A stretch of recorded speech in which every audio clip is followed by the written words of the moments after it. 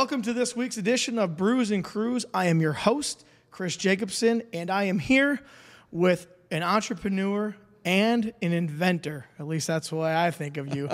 And this is Paul Van Eijl. And try to spell his last name because it's a little tough. But Paul has been here, and he's requested a beer that we have not had yet on the podcast, and that is New Glarus's Moon Man Specific. Mm-hmm. And you have to, if I know right, you have to get it in Wisconsin because that's really the only place they sell it. Yeah. And luckily for us, we live on the border, so I just popped over to the wine house and got New Glarus Moon Man. So we'll crack one of these. All right. There you go. Thank you. There you go. And I just actually had this on Saturday, which is I was at a car show, and I was like, oh, Moon Man, I better try this because I can't remember if I've ever had this before. So I said, well, I know I got a guy coming on that's requesting this, so I might as well try it out and see what I'm getting myself into. So cheers. No, that's a good one. Moon Man. Yeah, it's a no coast pale ale, which not really sure about what that means. Oh, here, it even has a little story on the back. Moon Man is a seriously cool cat, always comfortable in his own skin. He never tries too hard. So cool, we named our no coast pale ale after him. You hold a session beer. It's a session with a bright, bold blend of 5 hops that flirt oblongly with smooth malty backside. So this is actually a very good beer, and the colder they are, the better they taste. As long as they're wet. As long as they're wet, it's good. So this is really good. It's good stuff, eh? I just tried this weekend, I think, for the first time. So I noticed you wore some of your favorite sports gear, as have I. You can just put it right here if you need to. All right. There you go. Yeah, I noticed you wore your Winnipeg Jets jersey, which you're the hockey guy. Grew up in Manitoba, man. And growing up there, well, I moved to... I was born in Ontario, outside of Toronto, moved to Manitoba when I was, I think, 5 years old. Sure. And I was there till about grade 9 until I moved to the States. And, still have people up there I keep in contact with. And actually, one of my best friends growing up, his son plays Division I hockey. And so we're going to be going to the Alaska game at the Gophers in November. So they're playing the Gophers. Oh, sure. So my best friend's son's going to be playing in there. So what school does he play for? The Gophers? No, he plays for Alaska Fairbanks, and they're going to be playing a weekend with the Gophers. Wow, cool. So, yeah. So then you'll have a reason to go to a hockey game. Not that you needed one at all. No, but. no, I go to. I can't count how many hockey games I've been to in my life. Oh man, probably 75 like NHL games, maybe 100. I mean, it's been a lot. Yeah. I've lost track after a while. So the Winnipeg Jets, that's your team? That's my team. Okay. And I tell you want to talk about Vikings being, having suffered for a long time. Jets fans have suffered a long time, Well, do they at least have a championship? Well, they have what's called an Avco Cup, which is the WHA. The WHA lasted in the 70s, and they were kind of a competitor league to the NHL. They didn't make it, so 4 teams in the WHA in the late 70s merged with the NHL. Okay. Edmonton Oilers, Hartford Whalers, Quebec Nordiques, and Winnipeg Jets. Okay. Those, interesting enough, Wayne Gretzky actually got his start in the WHA. Before he wasn't drafted into the NHL. He actually, because the WHA was still around at that time. Sure. So, and then when the Indianapolis Racers folded, Gretzky was basically, acquired by the Edmonton Oilers. Oh, gotcha. Okay. Yeah. So he actually played a few years before that, not in the NHL? He played, some junior up in Canada, and he was just destroying, any team that they were playing against. Sure. But, and then, he started in the Indianapolis Racers. Oh. So of the WHA, and of course, that league didn't last. So, sure. So, ended up going to Edmonton. Did you hear about, I heard at auction, and maybe you were there, it's probably a trivia. Someone bought a whole bunch of boxes hoping to get some Wayne Gretzky rookie cards. I think they were the O-Pee-Chees or something. Yep. And they spent a fortune and bought for, I think it was a couple $1 million, just in hopes that there was a few of the Gretzky rookie cards. I think they're from like 1978 or something. 78, 79. What actually I believe happened was they were discovered in an attic in Saskatchewan. You know, I don't know if it was someone that owned a card shop at one point and then passed away, or I don't know the exact details, but someone discovered them in the attic, and it was boxes of unopened. And those are like the most valuable hockey card. Like Gretzky rookie is like, you know, that's up there if you want to talk Honus Wagner and you know, baseball and whatnot. That's way up there. And so he found unopened boxes of that year where Gretzky's rookie was in, you know, and so they were offered millions, I think, right away for the whole, you know. But I don't know if they opened them or how exactly it turned out, but it was a huge find, you know, huge find.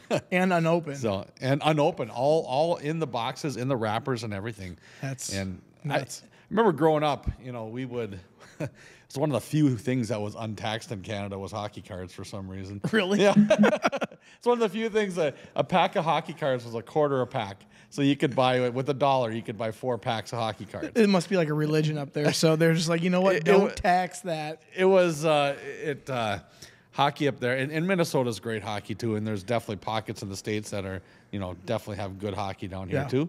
Up there, it's, you kind of, you know, here you got the NFL that's just so prevalent. I'm a huge Vikings fan, by the way. Yeah. And I kind of remember you saying that, so I had to wear my gear too. I've been a Viking season ticket holder for like 10 years. Oh, okay. You know, so you know, love the Vikings. But yeah, hockey up there, you know, all the best athletes pretty much went to hockey. And if you couldn't make the hockey team, you'd go out for other sports, other competing sports. If you couldn't hack it in that, you couldn't make. Well, my hometown, Winkler, we've had 5 NHLers from my town. Oh, really? 5 NHL players from Winkler. Winkler's 13,000 people. Oh, that's small. You know, that's like, it's like the size of Sparta, Toma together, maybe. Yep. You know, half the size of Winona at best. Yeah, Winona's I think like 27. Then when you add the college kids in there, it goes up like another 8. And whatnot. But the amount of NHL players, Eric Fair played for the Minnesota Wild, actually.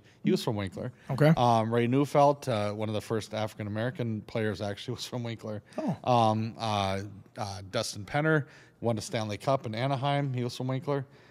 Some really good, and now, like I said, my good friend's son, he's playing D1 too. So do you think he has a shot? He shoots, I think it's 93 miles an hour. So is that good? You're talking to the guy that's like hockey 101 here. I know where the puck goes. I know that they wear skates. I know what who the Minnesota Wild are. But I don't know much more than that. So anything you say, I'm learning right now. So is 93 a good shot? It's a very good shot. Okay. I would say the majority of NHLers are between 90 and 95. The hardest shot ever, I want to say, was like 108 miles an hour. Okay. Like Zdeno Chara. I mean, that you get hit with that shot, you're probably not going to live it. You're probably not going to live through it. You know. But it's there's a handful. You know, every year there's probably in the NHL maybe 10 to 20 people that can break 100. Okay. But the majority of the players are probably in the 90s. All right. You know, so I mean, he's got, you know. My buddy actually just sent me, they were doing a skills competition in Alaska, and he sent me the video of that shot of him shooting. So, yeah. Okay. So. Now, you said your hometown was what?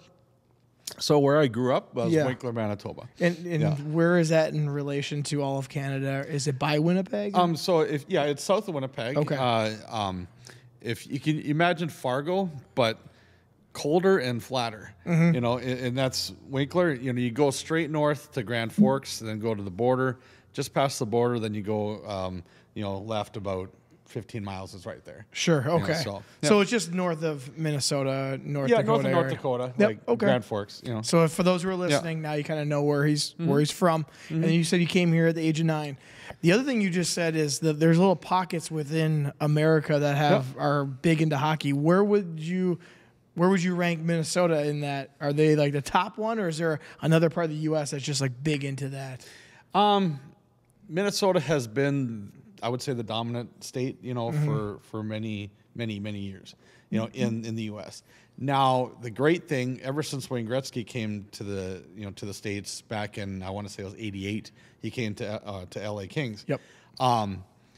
Hockey has grown. Back then the only Southern team was the LA Kings. Pretty much below St. Louis, there was pretty much nothing. Sure. And so now you've got the Dallas Stars, you got the Hurricanes, you got Tampa Bay, Florida, Nash. I mean, you got a lot of Southern teams, and several of them have actually won cups. Yep. So that's grown the sport. One of the best players in the NHL is named Austin Matthews, and there's a guy in Winona that looks just like him, by the way.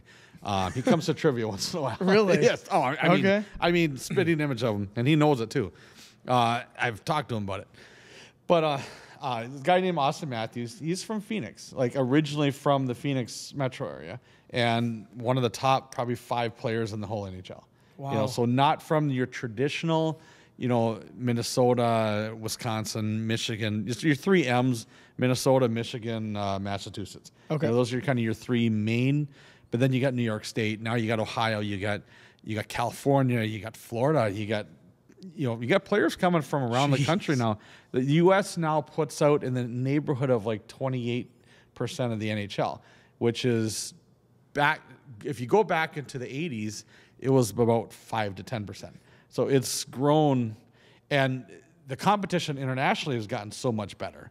If you go into Sweden, if you go into the Czech Republic, of course, Russia's always very good. Yep. These other countries are also putting out very good players. The talent level is insane today. Like Wayne Gretzky would never do today what he did back then. Never would put up the type of points that he put up back then. Okay. So the competition's just a little bit more stiff now. Oh, it's because it's going worldwide rather than just like you said. Yep. St. Louis and up is kind of where your players coming from. The expansion of hockey in the U.S. is. It's hard to say this as a former Canadian, because I always wanted to. That was our claim. The one thing we could, kind of. Play with you guys on, Yeah. I mean, we're not going to put a Canadian football team up against the U.S. and be like, okay, let's play. That's not going to. Yeah. I don't see the Toronto Argonauts playing against the New York Giants any day soon. No. Yeah, the Canadian Football League. I think The Rock played in the Canadian Football League for maybe a year. I think it was. It's actually much better league than people think. Okay. Like if you look at Ricky Williams, you remember him from the Dolphins. Jeff Garcia played in Calgary for several years. Warren Moon, I remember watching Warren Moon playing in Edmonton several years before he came to Houston. Played for the Oilers, and then obviously ended up in Minnesota. Yep. Warren Moon, Joe Theismann. There's been a lot of any NFL players that have gotten their start up there. It's obviously they're not going to compete with the NFL, but for the players like take Johnny Manziel, who went up to Montreal. Thought he was just going to destroy it, right? Yeah. Thought he was just going to kill it. Threw 5 interceptions the first game. Ooh. Yeah. So it's stiffer competition than people might think. It's way stiffer than people think. Obviously, it's still not on the level with the NFL. Yep. But it's, I've always wondered why NFL teams, and Canadians probably wouldn't like me saying this, but why they wouldn't purchase the CFL teams and use them as their farm clubs. Yeah. Well, it seems like that's where someone might go. If they got cut, they might go there, develop, and then come back because that happens all the time. Even the XFL has actually brought some people. They've gotten some people into the NFL from there. So it's almost like little minor leagues. If you look at it's interesting, again, it's not on the same level or even close, but if you look at the history of the CFL, it's older than the Green Bay Packers. Oh. The Grey Cup has been given out. I want to say it's 109 times, 108 times. It's actually a few years older than the Green Bay Packers. Oh, wow. And so the league itself is very, very old. It's the only other football league that's ever lasted. If you look at the old USFL, you look at the old XFL, you look at the World League, remember back in the 90s, they had a World League for a little bit. Sure. There's been other football leagues that have tried, but none of them have ever really lasted, and this is the only one that's really stood the test of time, for a long, long time, Yep. And so, yeah. So then you, I assume, had played hockey growing up? It's an interesting story because we had these villages around Winkler, and these villages were we had a school, and like a lot of them would have a hockey rink, but didn't have a whole lot else. Probably a church in each one or whatever. Our villages would play each other, but truthfully, I couldn't afford to play up there. Growing up in Canada, I could not afford to play, and at the time it was, in the hundreds of dollars, and this is back in the early 80s, and I have 3 brothers, and putting 4 kids through hockey at hundreds of dollars a piece when my dad supported our whole family on $12 an hour, just wasn't gonna work. Interesting enough, though, and I still got my trophies. I was a goalie, and I had some success. We played the other villages, and we would beat them pretty bad. It was usually not very easy. When I went to the States, when I was a freshman in high school, that's when I moved to Watford City, North Dakota. Okay. Way on the west end. They found out I was from Canada. It's a totally true story. They found out I was from Canada. This is where that positive stereotypes can really help you. I know where this is going. And so it was before the game. It was Aaron Gravis, I think, of Dustin Qualley, I think, came to my house before the game and said, "Hey, we hear you from Canada." Watford City was a small town at the time. And it was like, we have a game tonight. I think it was in Williston or Sydney, Montana or something like that. They're like, "Can you come play with us?" And I was like, "I suppose. I mean, I've never played with you guys. I've never practiced with you guys or nothing. But if you guys need a player," and they put me in net, because that's what I played at our village team. And I stayed in net for the next 3 years. After that, I was a starting goalie for the team, and had a lot of individual success too. So it was, that was a fond memory. My high school hockey days were some of the fun, even though we were brutal. Like, we were absolutely a terrible team. It was still some of the best memories of my life, Yeah. And I still got them on Facebook, and so yeah. So that's a positive stereotype coming from Canada. Hey, you want to play some hockey? Yeah. You obviously know how to play. Oh yeah, and I was pretty decent, I guess. Sure. I was all right, but I could have been brutal, and just because I had a Maple Leaf, they were like, "Okay, he must be okay, right?" So did obviously you were around for the miracle that happened in the Olympics. Was that as cool to you as it probably is to all the USA people? Or American Are you talking people? about 1980, right? Yeah. Okay. Yeah. Interesting enough, and I didn't even hear about it up there. Like, I didn't even, and we followed the NHL like crazy. But all of our, I'll backtrack for a second. Russia used to put a lot of their best players into the Olympics. Sure. Remember, the NHL would not allow their players to play in the Olympics. That's why Russians did so well for several years. Yeah. Then once the NHL started allowing players in the Olympics, Russia, I don't think, has won a gold medal since. And so, Canada's won 3 or 4 gold medals since then. I mean, it's been... So we always focused on the NHL. I followed the Winnipeg Jets very strong. And at the time of in 1980, I was only 4 or 5 years old, so I was really young. Mm-hmm. So I don't even think I knew about it, because I was just so young.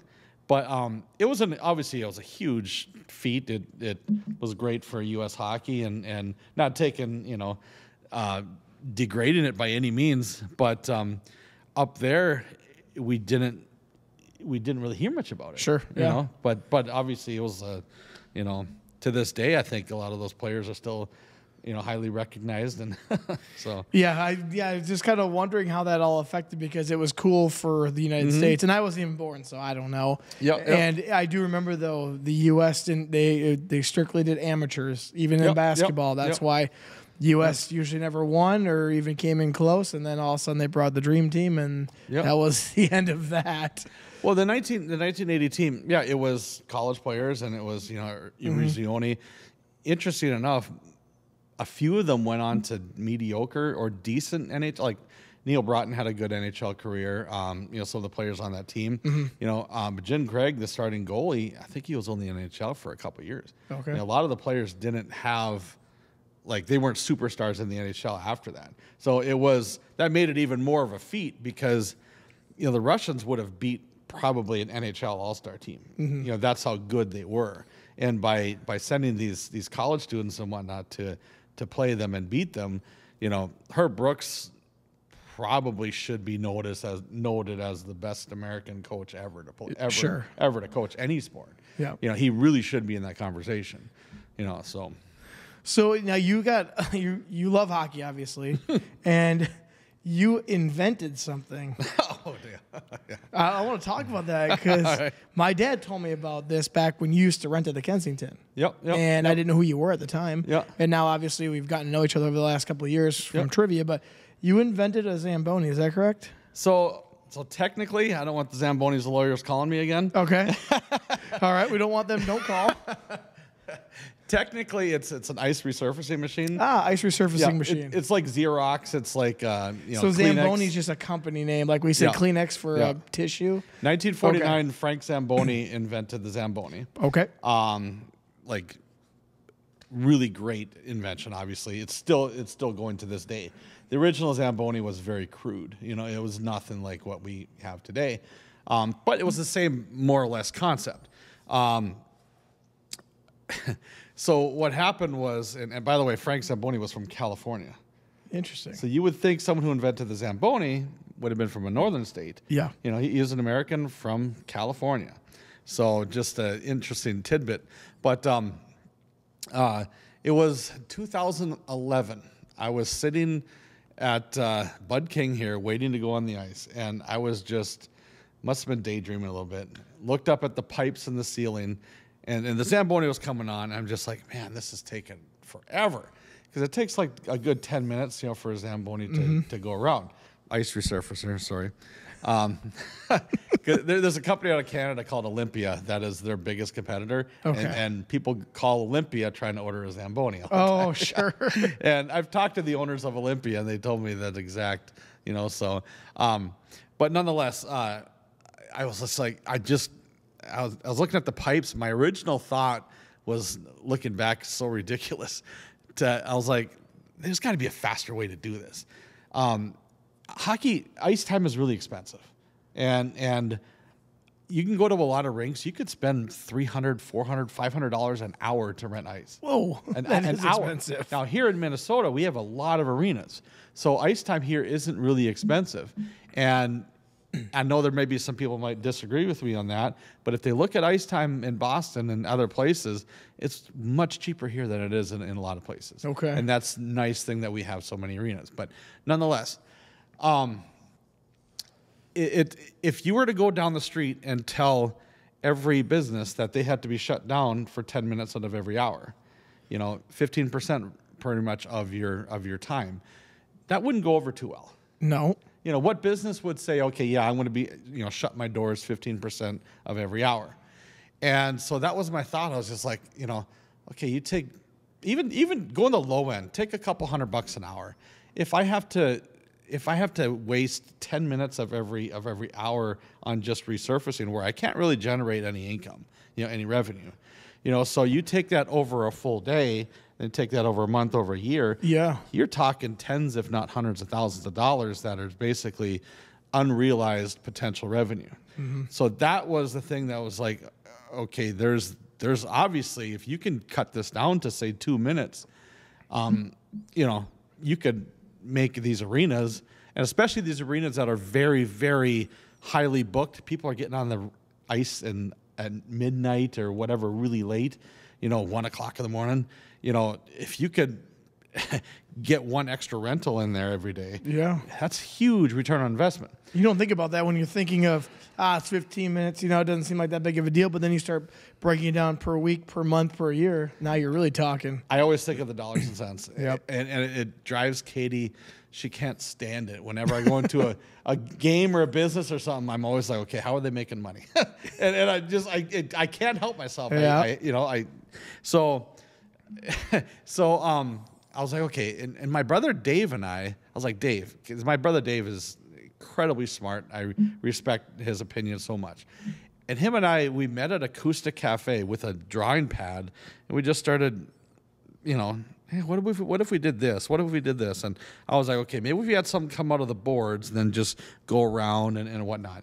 And this was not after, or really long after, Amazon bought what's called the Kiva system, which is basically little small bots that go around the Amazon facility and they get product, right? Oh, and, sure. And they follow lines or whatnot. And Dave's like, Paul, this doesn't need to be attached to the boards. These could be just remotely, driven. So I don't know if you've seen our videos on YouTube and whatnot, but you'll see Dave controlling the prototype we made with a PlayStation controller. Yeah, totally serious. And so I'm like, okay, there's something here, and I could not get it out of my head, and so this is where I'm trying to think what happened next. I built a small model of what I wanted to do, and I contacted Shark Tank, and I was way premature to contact Shark Tank. Sure. But they called me back. I got a call back. I remember where I was on Highway 61, where I got a call from Culver City, California. I'm like, I know who this is.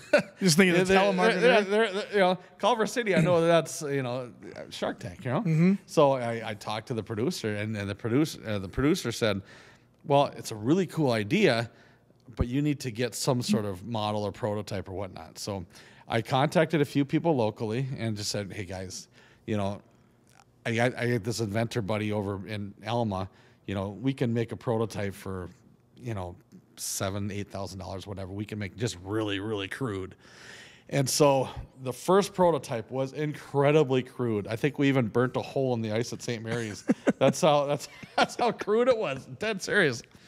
And so I contacted these guys. I'm just like, okay. And we actually built a full size 3 foot by 6 foot by I think 3 foot tall, prototype for $12,000. Okay. Built it and actually it worked. We were using an electrical off and on. It was so crude. It was I think our brush was the street sweeper off of or the lawn sweeper off of Bob's lawn sweeper. It was so muddled together. I think on the first one, I'm just jogging my memory. It's been several years. On the first one, I think he had this motorized wheelchair.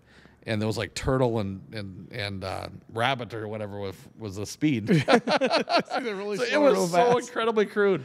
But I was just like, guys, I know this is obviously, I know this is not the final thing, but I know there's something here, and I can't shake this. I can't get this out of my head. So Winona Daily News did a story on it, and it was front page of the news, or the paper. Sure enough, Associated Press picked it up, and she called the article "Death of the Zamboni," and sure enough, you knew what happened. The Associated Press saw that, and I was bombarded with phone calls and emails and stuff from it was in USA Today, Hockey News. It was all over the place. It was I didn't even want to answer my phone. I was on a talk show in Niagara Falls, for a bit, and I was on a talk show in the cities on one of the radio stations up there. And at first, when you're doing this, and this is in business in general, when you do anything at first, you're a laughing stock. Nobody wants. Oh yeah. Nobody wants to be a part of it because they think you're just so far out in left field. But when people start putting investment in, and so we got all this interest, and I was like, okay, guys, there's something here. I don't know how this is going to look. We need to get more, we need to build another one. We need to build a second one. So I raised another, I think it was 60 or 70 grand, and we built the second one. And the second one was a beautiful paint job, and it was much more robust. But we're like, okay, we're on the right track, but we need big dollars now. We need dollars to really make this thing, really make it make sense. I mean, we're talking millions of dollars.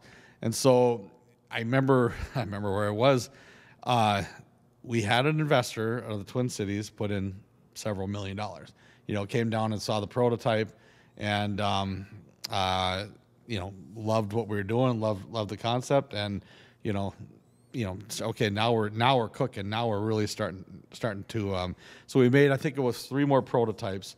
We contacted a company out of Boston, and they were doing our automation. So it was really started taking off. We have several people working on it, even full-time people working on it for quite a while. Because before all that, before I got that investment, I can't hardly tell you how many times I was told no, or pretty much laughed at. Sure. Like pretty much, laughed at. But I was not gonna let anybody stop me on this. I was just like, no, we're gonna get this done, Yep. And so, I got it as far as I could. I had very limited funds to do this myself, so I had to have investment. It's not ready for the market yet. It's actually up in a northern Minnesota city right now. The major investor, he has majority control, so I don't have any control over it anymore, over pretty much anything, so that's the only thing when you start something so big. It's not like making a table or something where, you could do that relatively cheaply and easily, probably by yourself. Yeah. Something like this, it's millions and millions of dollars. You're talking safety protocols. You're talking all these things. Sure. But no, I've had so many people from around the world actually, contact me by email and whatnot, and wanted to order them. I'm like, it's not ready. It's out of my hands. I can't do anything with it now. So most people think of you when they think of this product. Oh, yeah. And there's actually someone else that's now the majority owner? Yeah. Okay, and he's in the cities, and it's still being worked on, huh? Well, I'm not sure exactly what's going on right now, because now I'm the little guy. That's what happens so often. Very little guy, or? The very little guy. Okay. Yeah, that's so many times. And trust me, we started this in 2011. And, many, many years ago. I'm still as passionate about it today as I was then. That's good. I mean, after all these years, we tried to kill this thing so many times. And we're like, okay, this won't work because of this. This won't work because of this. I've had people from with NHL affiliates, say, this makes a lot of sense. The return on investment's there. You make this, this thing works the way you're saying, And the sad thing is, the last prototype we did, we're so close. We're so close. And now that it's out of my hands, I can't do much about it, because now there's other people that, I'm just the little guy from Wisconsin now. So, Sure. I am, so I'm as passionate about it as I ever was. And all these years later, it's still, I think it's still, game changing, Sure. for the industry. So, do they even talk to you then anymore about what's going on? They keep you updated in the loop at all, or? If I think there's, like I say, there's already been millions spent on it, and there needs to be probably a couple million left yet. Sure. So, and that's where the struggle is, because it's when you make something like this, especially from just average people, I'm not Elon Musk, or I'm not someone that I can just go into my bank account, oh, here's another $1 million to throw at it. I'm a simple, just a guy in Wisconsin, and so that's the hard part. If I had unlimited funds, we probably wouldn't be talking right now. I'd probably be working on it. Sure. So did you come up with a name for it then? It's called So26, and actually, if you go to YouTube, and there's a video on it on YouTube, and So26, we have, we've interviewed arena managers, and actually from, very close to here, and they give us glowing reviews, on the product. Sure. On the actual video. So26. So26. What does it stand for? Is it? So 6 feet is the 6 foot width. Okay. And So2 is basically Icelandic for resurfacer. Oh. And so it's my brother Dave. He's all wants to put this artistic touch on it. And sure. Like, okay, whatever. Go for it. I would have been like Ice Jet or something, like really. That was our original name, like just something really basic, right? Yeah. But yeah. So with that, then the benefits are that it'll resurface the ice faster. It's designed to resurface the ice in about 2 minutes. Rather than, what was it, 10 minutes? Rather than about 9 to 10 minutes. 9 to 10. Oh, okay. And that's why it's been so appealing, and I've had so much contact from around the world, is because, 2 minutes is a game changer. Just all the extra rentals you can get throughout the day. The other thing is, too, is you take this at an NHL setting, okay? NHL has TV timeouts, twice a period. Those TV timeouts are about 1.5 to 2 minutes. Well, you could potentially, backtrack just a second. A regular Zamboni goes about 7 to 9 miles an hour, and it covers a swath of 7 foot at a time. So it does go around and around and around and around. There's a lot of overlap. There's a lot of inefficiency in the model because it's all manually driven. An automated Zamboni or Olympia doesn't help you at all because you're still only covering 7 feet at a time. The concept here is that these are all GPS, they're all GPS driven. So there's not an actual driver. There's actually, there's 6 foot. And like I say, if you watch the video on YouTube, you'll see video of it going around the rink. They're 6 foot wide units, but if you take like a football field, the laps around a football field, you got your track, right? You take your hockey rink, which is 85 by 200, and you just divide that into 6 foot increments. Now, if you go down, you're going to have to come back. So you're going to take your 85 width, and you're going to divide that into be 42.5 feet. And so what increments can I get these units so I can be the most efficient in covering 42.5 feet?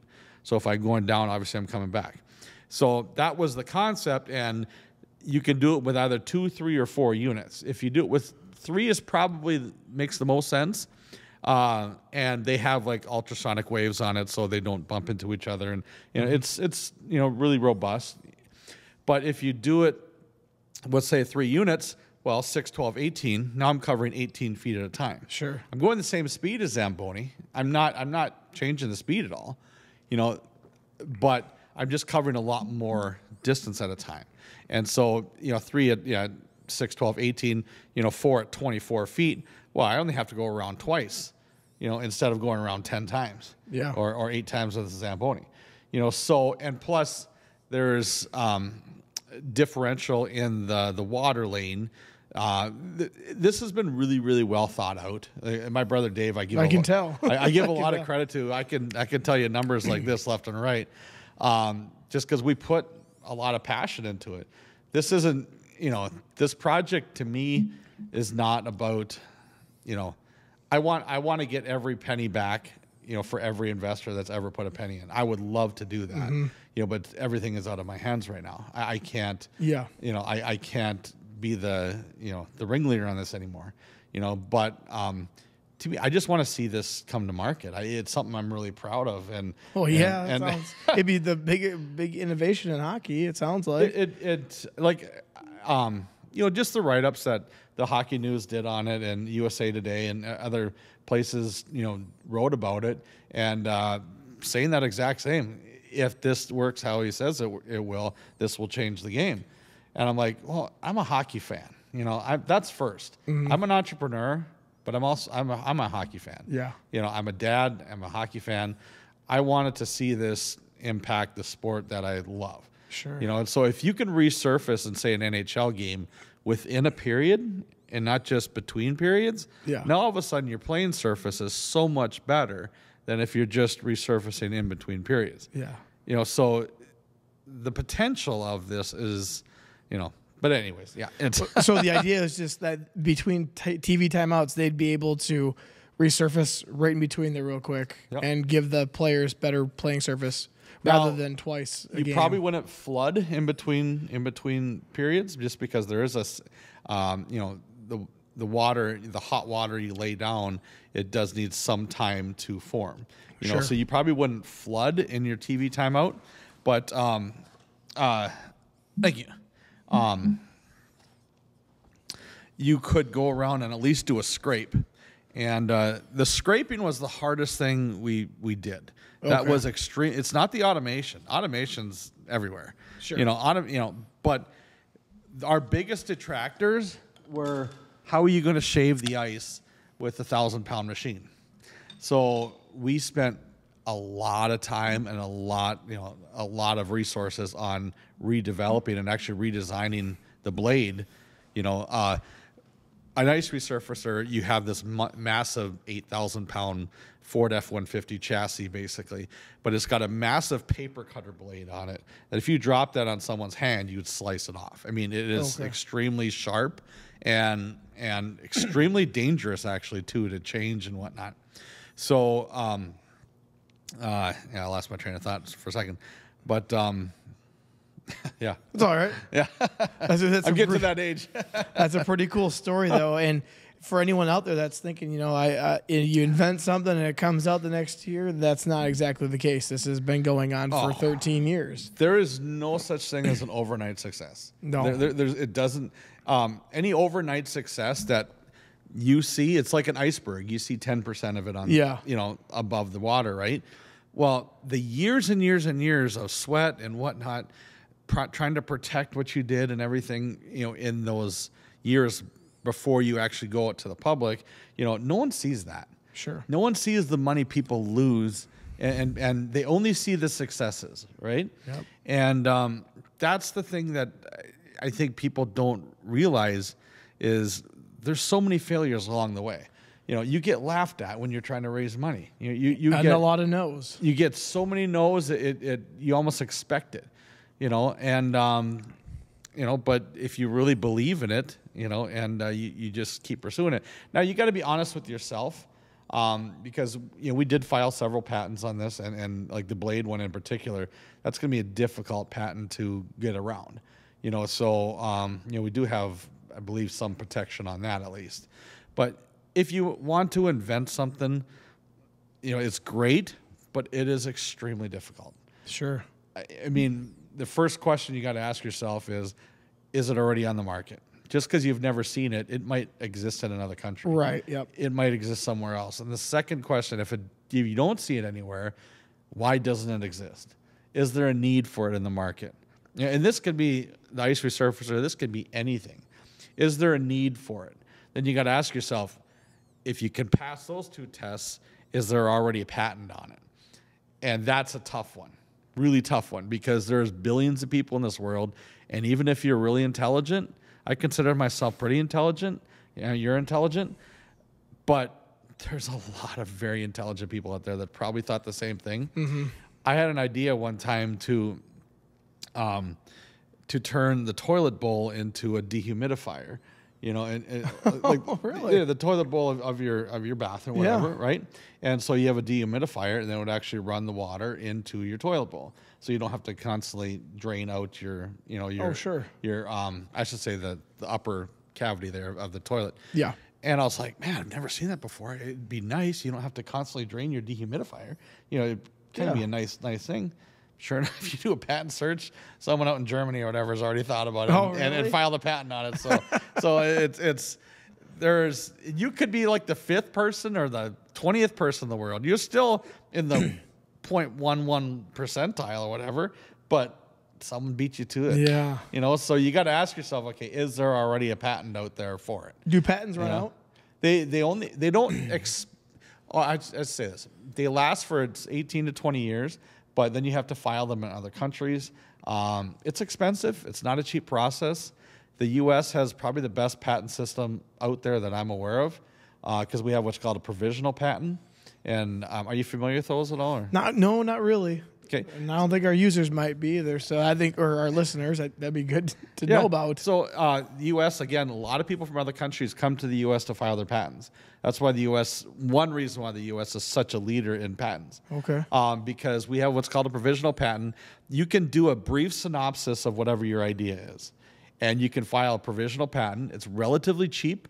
You can do it on LegalZoom or another online platform. Okay. Or you can even get an attorney to draw it up. You're still only looking at $1,000 to $1,500. I mean, not necessarily overly expensive.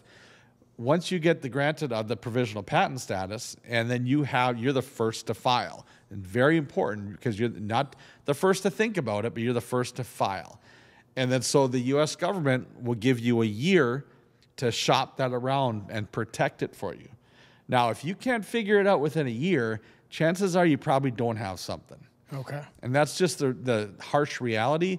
If you can't get someone to invest in it or, really believe in it within a year, you probably don't have a marketable product. Okay. However, if you do, and we've converted multiple patents to or provisional patents to the standard patents, you're definitely going to spend more money, but at that time you're going to have some sort of financial resources and you're going to have investors backing you. So it's a great system because there's a lot of people out there. I'm sure many listeners have very, very good ideas, but they don't know where to go. They don't know where to start. They're afraid if someone's going to steal their idea, and that's a very valid concern. You don't want someone coming in and just swooping up and sure. Oh, thanks. And so you don't want to lose what because a lot of these inventions, they're personal to people. They're actually something that it's not just about the money. It's something that you personally, feel strongly about. Sure. And so when someone does that, it's heartbreaking, So, yep. But long story short, the U.S. has a very, very good system to help protect, entrepreneurs and inventors, but you gotta get out there and make it happen, though. Yeah. Tough part for me would be going to ask people for money. I think that'd be the toughest part because you don't know if you got a failure, and if you do, those people just kind of have to eat it. It sounds like, and know what they're getting themselves into. And I can definitely say this. I never want to lose a penny for anybody. Right. I never ever want to lose someone's money, and I really, really believe that.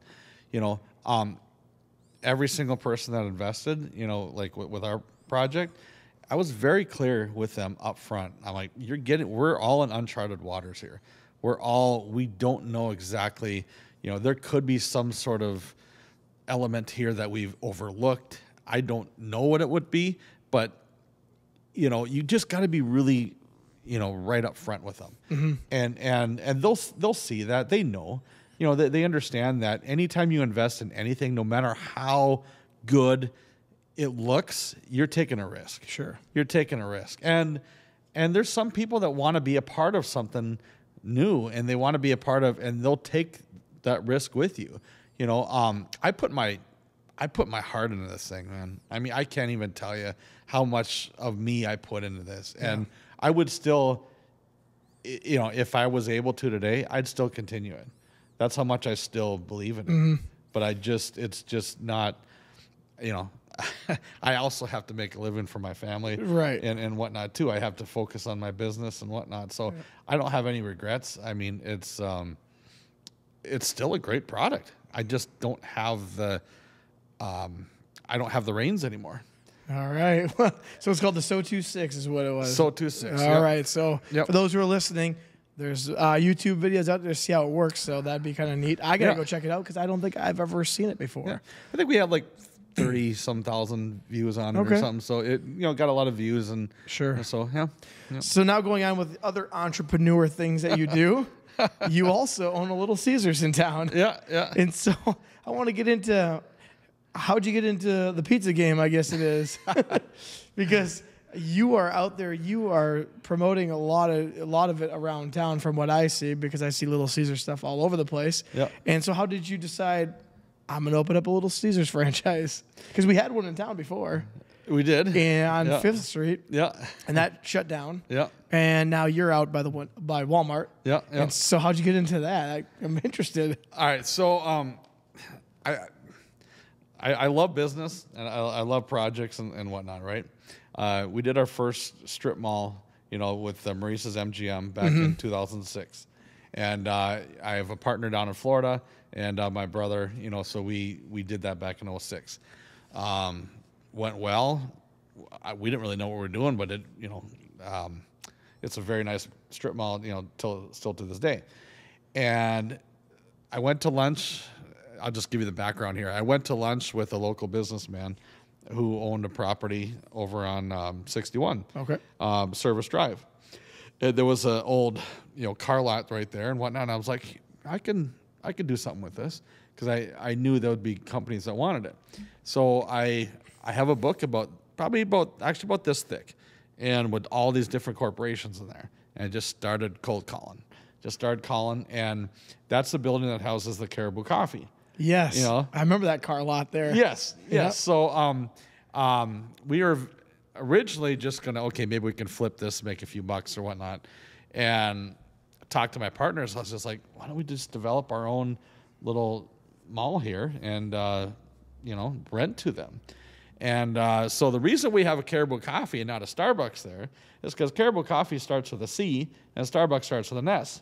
So as I was going through alphabetically, that's awesome. We got to Caribou Coffee before, and they're like, yeah, we love the spot, love the location, and everything. Yeah. So that is the reason why that is not a Starbucks, and that's a Caribou Coffee. Well, some people are going to thank you for that, because I know a lot of people in Minnesota that would prefer Caribou over Starbucks any day. Yep. And we have a Starbucks, obviously, in the Target, but that is hilarious. Because you're paging through the phone books. C comes before S. C comes way before S. I mean, there's a lot between C and S, and it could have been a Panera. Who knows, right? Yeah. But so we did that one, and we sold that one, and did well on that. So we're like, hey, we know what we're doing here. Mm-hmm. So saw the property. This was biting off a lot, and saw the property, basically right by A&W there. Yep. At the time, it was 2 or 3 acres, and talked to my partners, and I was like, guys, we can do something on this line. And this is a big project, but we can do another building here too. So we did that mall there with the Jimmy John's and et cetera, and we developed the Qdoba, and then we developed the storage facility in the back. But we had this empty space in there. We still had a couple empty units. And I was just coming off a project, and I was just like, okay, I'm between jobs right now. I contacted my partners. I was just like, what do you guys think about starting a business in here? I was just like, come on, we got the space. It's not making us any money right now. Sure. Let's do some research and let's start a business in here. At least the property taxes there, they get paid on a pro rata share from all the tenants. Mm-hmm. So we have a space in there that's not even paying their property taxes. So we get dinged for their property taxes for that empty space. Mm-hmm. So talked to them, and I did some research, and I really liked my research on Little Caesars. It was just a really good, a lot about it was just really the numbers, the business model. I can't, I'll say it. I wasn't necessarily this massive Caesars guy before that. I mean, I wasn't, I wasn't some, wearing the costume around town because I loved it so much, But you could try to promote it that way out on the roundabout. Yeah. But I was just like, we got the space. I love their business model. Let's do this. Yeah. And I've always been kind of like that. Hey, this makes sense. Let's do our research. Let's do it. So my 2 partners, and myself, we flew to Detroit. We met with, the Little Caesars corporate there, and they approved us to do the store there. And so I was like, okay, I guess we're gonna do this. And so my brother and I actually, we did the whole build out. So my brother and I, and we hired 2 neighbor kids, and we did all the tile, all the FRP, did the framing, did all the build out. Still costs a lot of money, but I got no regrets on it. I mean, as far as, doing the business, I love the business. I love what I do. I know I've done other things in the past that may be more cerebral, maybe challenge you a little bit more. Yeah. But I've been challenged enough over the years. Oh, I'm sure. I'm ready to fade into the background a little bit and just like, I actually enjoy going to work. I enjoy what I do. It's just flipping pizzas, but I'm there probably 30 hours a week, and so I keep a pretty close eye on the on the business, and so that's how that came about. And I didn't know how long I'd want to stick with it, but we're about to go into our 7th year now. It's been 7 years already. Well, it's been 6 years. We're going into our 7th year in like a couple weeks, and wow. So and I've got honestly no desire to sell. I mean, I like what I do, and Yeah, and you're there every day. Monday through Thursday, yeah. pretty much 8 a.m. I'm there, first person there, and I leave at about 4 o'clock or so, and I got a good staff, very good staff. That's good because it's sometimes hard to come by these days. Interesting enough, we virtually never ever hire. It's rare actually. In 6 years, I've put out a now hiring post on Facebook like twice. Well, that's very good then. Yeah, so it's very rare. It's usually family or friends of people that already work there. That's good. So that's just a nice thing to have because we hold everybody to a high standard there, and if you're not pulling your weight, it's probably not going to go well. Sure. So you got to make sure that you're. And I hear it very fast if someone's not pulling their weight. So, but yeah, no, I enjoy it.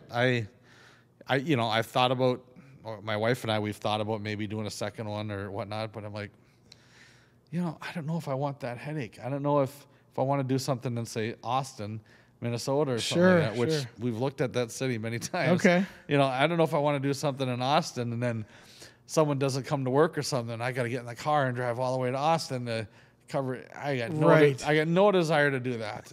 No desire at all. So what was it about the business model that you liked? Was there something specific that stood out? Like, I like that. The mortality rate, to be honest. Oh, just not having to hire many people? Well, no, the mortality rate of Caesar's franchisees. Oh, gotcha. Okay. Yeah, extremely high success rate and relatively low buy-in costs. Okay. I didn't have the money to open a McDonald's or something. Sure. You're looking into the millions. Really? Oh, easily. Okay. Easily. Yeah. If you do a standalone McDonald's, you're in the millions, and I didn't have that kind of funding, to do that, and so I like the buy-in. Caesar's is relatively close to, say, it's a little bit more expensive than, say, opening a Subway, but a sub shop, relatively inexpensive, but a Qdoba or something like that, it's way more money than and a lot of times they want you to open, one or two more.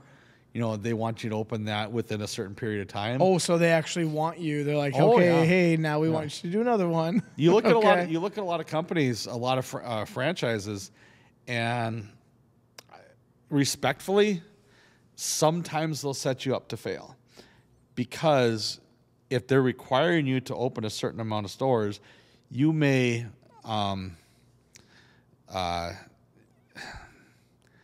you may sacrifice your standards, because you may go into a smaller city than what you think you can actually support. So you're going to, I have to open another store. And then you start justifying it to yourself. I'm going to open this store or this restaurant in a city that's not big enough. Like, you're not going to get an Olive Garden in Winona. Right. It's just, it doesn't have the population base to support it. So there's certain franchises that we've talked to and about Winona, and there's a limited number that are willing to come here just simply because of the population. Yeah, and isn't that a thing that they'll do a study to make sure it makes sense so you don't have that mortality rate that it'll fail because it looks bad on them anyways? They have very good access to a lot of information. Sure. Like, I wonder how they get that information sometimes. I'm like, are you shaking someone down, or how do you know all this? Yeah. And so these companies, they have sales information on. Like, again, I don't know how they're getting it because I don't tell anybody my sales information at all. I can't even do it if I wanted to. Sure. But they have their population standards. They have their traffic counts, that they have to have, like a Starbucks or whatnot. If you're not at a certain traffic count, say 15,000 cars a day or more, sorry.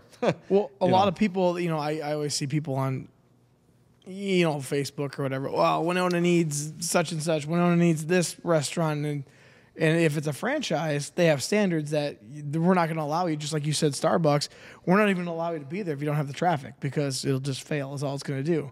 So a lot of people, we need a Texas Roadhouse or an Olive Garden or whatever it is. Well, they simply probably won't give you the franchise because it wouldn't make it. And I love Winona. I love this place, right? But I can't change the fact that our population is what it is. You know, and so we don't have the room really to grow. You know, we're not going to be a 50,000 person city. You know, we're not going to be La Crosse or an Eau Claire unless we go way up on the ridge and you know. So nonetheless, you have to adhere to these standards as a company and as an entrepreneur, because if you don't, you start, you know, justifying it here or there. That's when you really get vulnerable, because it's very expensive to open these businesses, extremely. You take an A&W, you take any of these standalone places, you're in the millions, you know, to open one of these places. And so you have to, even for us when we did our storage garages, we did a lot of research on Winona, on how many units we had per capita and compared to the national average. And you don't just build it and hope that they rent. Right. You know, you have to be really, really, you know, you have to look at the numbers pretty heavily, you know, before you just, you know, blindly go and do it. But, and the other thing is too, you have to have a certain net worth, and which some people will criticize companies. Like you take a Dunn Brothers, take a Starbucks, take a Cold Stone, take any company that will actually franchise, and they all have net worth requirements, and which is really, really important, because if they start to skimp on those net worth requirements and you don't have the capital to do it, the number one reason businesses fail is because of lack of capital. You know, because you're going to make mistakes. You guarantee you're going to make mistakes, and if you don't have the capital to, you know, fix that mistake or to reroute the ship or whatnot, you know, it doesn't help anybody by letting someone open a franchise and then they don't have the money to do it, and then they go bankrupt in 6 months or a year. Yeah, nobody's winning here. Nobody's winning there at all. You know, the landlord's not winning, because now they just spent money on a build out and helped build out the space for the tenant that they're not going to get that money back because they're declaring bankruptcy. So now they got to release that out. The bank's out the money. You know, nobody wins in that situation. And so you have to have the capital to be able to, you know, to open a business. And it's not about, oh, they're making it so the little guy can't, you know, no, they're making it so you don't lose everything. Right, yeah. You know, and I've lost before, and it's heart-wrenching. Yep. It is, I lost $100,000 one year. You know, I lost a lot of money one year, and I am not ashamed to admit it at all, because you don't do anything in life without failing. You know, and you're not just going to, you know, climb to the top and not be knocked down a few times. Sure. You know, I don't care to talk to anybody in business that has never lost before. You know, that's never, you know, had a failure before. You know, because they don't understand. You know, how much of your heart you put into a business is not just the dollars and cents. Oh, I want to make as much money as I can. That's not why you go into business. You got to be somewhat, you know, like what you do too. That too, yep. I think that's what people don't understand, is there's a lot of requirements to open up a franchise. You don't just get to say, well, I want to open up a Texas Roadhouse, so we're going to do it right now. I mean, there's a lot, and then people don't get that, and then Winona doesn't know we need this stuff and all that. And it's like, it's not as simple as all that. So I'm glad that you could shed some light on that, because I had an idea of that's kind of how it goes. You got to have the population, you got to have the traffic, but there's more to it than you said. You know, you got to have a certain amount of capita so you don't fail, and you got to have a net worth of so much. So that's really good that you shine the light on that. If you compromise on any one of those things, net worth or traffic count or whatever it is, if you compromise on any one of those things, you are compromising on your potential to succeed. And, you know, a lot of times when people get into business, they get a tunnel vision. I've been there before. You get a tunnel vision and you're just like, oh, I just want to be in business so bad. And then you don't see certain potential downfalls. You know, I mean, every week I'll spend thousands of dollars on food. You know, thousands of dollars on food. Sure. If I have a hiccup, if my truck is a day or two late, you know, it's it's catastrophic to some stores. You know, if I miss a day of sales, like on a Friday or Saturday, it costs me a lot of money. A lot of money. And most restaurants, or especially restaurants, you only have so much capital. You know, even if you've been in business for a long time, if you have to shut down for a week or something because of whatever, sewage backup, whatever, that could put some under. Yep. That could put some under. That's how hand to mouth a lot of businesses are. Yeah. You know, and so. So with now Little Caesars, if I read right, don't they use their flour from Winona? Does Winona supply some of the best flour you'll ever get? And that's from Barron's, right? No, that's from Bay State. Bay State. I'm sorry. Start with a B. Yeah. So so they are actually the ones that have the flour, and you have to go by their recipe, obviously. So interesting enough, and I could have my numbers wrong on this, but Bay State, I want to say, provides to it's several hundred Little Caesars. It's not just us. It's several. Right. Yes. It's one of their biggest clients. Actually, is a Little Caesars corporate, and so they are. And I'm not just saying this because I'm from Winona, but it is incredibly good flour. Okay. Like I've had people in my network, use it in their homes, and they've told me before this stuff is very, very good flour. I wouldn't know the difference personally because I'm not a baker at home or anything. So I wouldn't necessarily know, but I've been told this before that it's a very, very good product. So it gets made here in Winona, it gets shipped up to the cities, and it gets shipped back to us. Can't just go right down the street and be easy, right? It would be so nice if I could, just go over there and open up my trunk and just throw some in, guys, right? That'd be awesome. But that's kind of a cool little fact that maybe not everyone knows is that the Bay State supplies flour, or they have an account with Little Caesars. So when you have a Little Caesars pizza, you're having a little taste of Winona in there. Yeah, Little Caesars, is, I think it's one of their biggest, if not their biggest customers.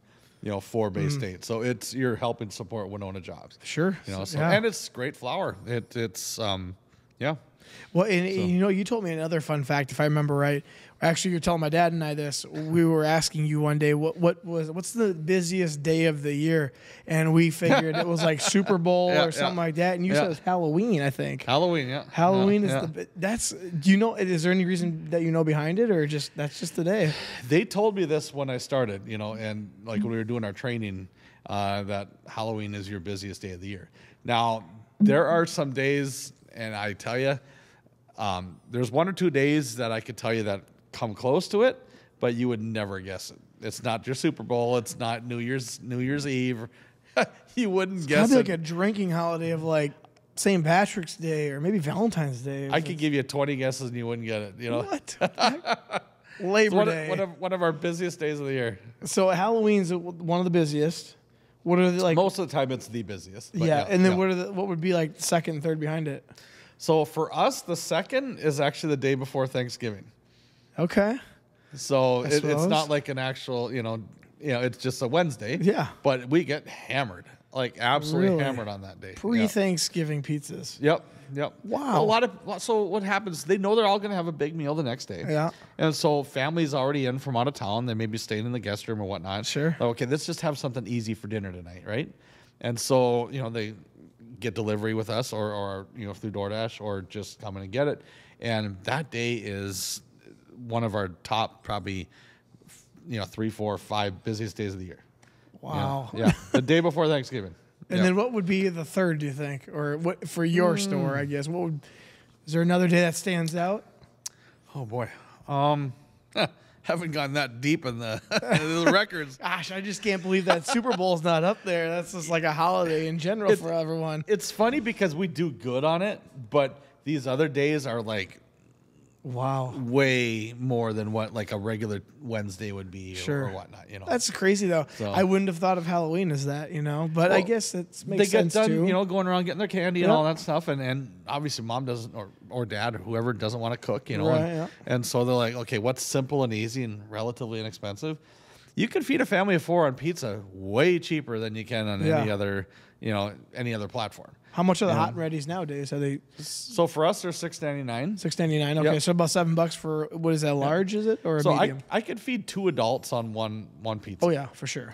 And like I eat a lot, fair amount, and I could eat about half a pepperoni or whatnot. So it's and there's a lot of people that eat less than I do, but 2 adults on $7. That's pretty good money. It's $3.50 a piece. Yep. You know, that's where are you going to find that anywhere else? Not very. And I tell you, the food industry, fast food in general, is extremely cutthroat. I mean, extremely cutthroat. I mean, a nickel here and there on your pricing can mean the difference, all the difference, like in the world. You know, and so because it's so cutthroat, you go and just around Winona, go to Arby's. You know, you get to 2 for $7. Hey, that's a great deal. You know, you get 2 nice sandwiches for $7. That's a great deal. You know, there's, you know, Burger King. There's other places. McDonald's has a $5 menu. Fast food, really, I don't want to pick on subs, but subs have gotten really expensive. Oh yeah, Subway. I go in and it's like $13 for a foot long. I'm like, what's going on here? It's very expensive. Granted, you're getting good food, good quality food. You know, and so I don't want to, you know, rip on that at all. But on, you know, on these other platforms, you know, $6-7, there's not a lot of profit margin in there. So you have to sell a lot. You have to sell a lot. You know, a lot. Make a lot of transactions to make it viable. Yep. You know, and so, but yeah, it's there's, you know, yeah, like I say, that nickel, that dime, you know, that means so much, you know, because the average, a good restaurant, like, what do you think a good restaurant will net? Like I'm talking a good restaurant. Like what percentage do you think after all their expenses that they actually net? Well, I think you want to try to get like around 30 or 33%. I thought it was like you try to do a third for product, a third for labor, and a third for profit. But I don't know if that's true. I would love if that was true. Like, I would probably own a building like this if that was the case. Yeah. And nice cars. Yeah. No. I would love that type of number. No, a good restaurant will do 10%. Oh wow. A good restaurant will net 10%. And so a really good restaurant, I mean, like excellent, well run, the whole 9 yards, will net 15%. Wow, that's not much leeway. No. Ooh. No. Okay, for those who are thinking it's just easy to open up a restaurant and do it, the margins are kind of skinny. Restaurants, there's a couple things, and again, I love what I do, but it's not for everybody. You know, unfortunately the failure rate in restaurants is extremely high. Isn't it like one of the highest things? It's very high. It's like over 50%. Oh, it's more like 80 or 90. Oof. It's not good. Unfortunately, it's not good. It's something that restaurants and bars, oh boy, you know, think twice if you're going to do something like that. Make sure you have the passion for it then. Now, if you're a bank, you know, you want to lend to dentists, you want to lend to certain companies that have extreme chiropractors, extremely good success rates. Like we're talking 99% success rates, you know, dentists, whatnot. You know, restaurants are, you know, if you make it past 5 years in a restaurant, you've done really well. Like you've done good. Wow. You know, so it's, you know, unfortunately, I could tell you a lot of places in Winona that have, the same building has changed hands many, many times. Yep. You know, the same restaurant has changed hands, you know, since I've lived here. You know, so I'm not saying don't do it, but my gosh, take the blinders off. If you're going to ever do a restaurant, take the blinders off. You're going to be working, and you're going to be working hard. And probably on holidays and weekends. You know, unless not everyone wants to do. Unless you have a great staff like I do, and I have, you know, very good managers. I don't have to go in on weekends very, very seldom at all. Sure. You know, so, but that's, a lot of people don't have that. A lot of times you don't get that, you know. And so, so any business you ever want to get into, you know, you got to be willing to put the hours in, and you got to be willing to put the, you know, the sweat in, you know, otherwise it's just not, you know, for somebody then. So you're not, just don't expect to go into business and, I'm just going to make oodles of dollars and just huge profits and stuff. And, you know, it's tough. Yeah. It's tough, you know, and you're always, Well, one of the big questions that I have for you is Halloween falls on a Thursday this year. Are you going to be at trivia or not? I will. I do not miss trivia. I planned vacations around trivia. I did not miss trivia. Yes, we love trivia. You're much smarter than I am, but it's so much fun to just I wouldn't say that, go man. and do it. Oh, Yeah. no. If I know it, I always say it's probably, it's either I'm going to be the only one that knows it or it's going to be a social. It's one or the other, it always seems. I don't really kind of know these random facts, even if it's been asked multiple times. Yeah. But I'm getting a little better at retaining some of the information. So I just want to see if you're going to be there because Halloween's your busy day. Trivia at 2 Fathoms, that happens on Thursday this year. So wanted to make sure you're still going to be there. There is very few things I would actually consider shutting down for, for the night and even losing money on. Yep. I do not miss my son's sporting events. I do not miss them. Yep. Going to Caleb's football games, going to my daughter's plays, I will not miss that. Yep. If it came to it, I would close the store for an hour or two just so I can make it. Wow, that's dedication then for sure. Family. I'm not exaggerating a bit. I love being a dad. And I know you're gonna be one soon. I'm gonna be one, and that is so cool. Yep. Because it just you can't compare it to like anything that you can imagine. Sure. And I talk about. I know Caleb told me not to talk about his football team, but they're 6-1. They just beat an unbeaten team last night. And I saw that. yeah, they're doing really well, and going to my son's sporting events or my daughter's plays. Sorry, I'm not missing that. That's awesome. I'm not missing it. My parents didn't miss any of my sporting events either when I was growing up, and they were, even with wrestling, they were pretty much at every single one of my shows that I've had up in this area. So I know what that's like, and I'm going to find out what that's like personally for myself, I guess, someday here. It is so rewarding, and I can't even begin to tell you how rewarding it. And I'm not exaggerating this a bit. I remember when Caleb was in grade 4 football at Maury Miller, and then 5 and 6, and in the junior high, and I think all those years I never missed a football game or a hockey game. I had to mix a couple baseball because I was training in Detroit over a couple baseball games. But I'm like, that's something to me that is worth more. I love business. I love these other things, but it doesn't compare. Yeah. This is more important. And thankfully my staff knows that, and I think they appreciate that. Probably do, because they know that you actually have some morals. You're not just a cutthroat business guy. You're also a family guy. No, I am. I'm like I said, I'm not going to miss it. And so my staff makes sure, and I'll give Alyssa a lot of credit here. She makes sure that it's covered like on a Friday night or something. So I can make sure I get to those games and and have a good time. That's great. So because it's all these accomplishments mean nothing if. Without your family, without your kids, Right, yeah. So Caleb, if you're listening, Dad's just proud of you. You don't have to be embarrassed. I know sometimes it's just me being proud. Yeah. I know. Yeah, we should have talked about that for 45 minutes instead of.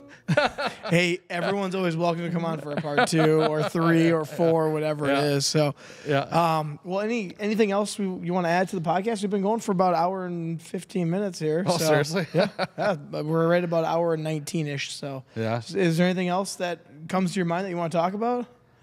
Or do you just want to come do a part 2 someday? I think I've said everything I can think of. It's been good, though. I mean, we went over hockey, your love for hockey.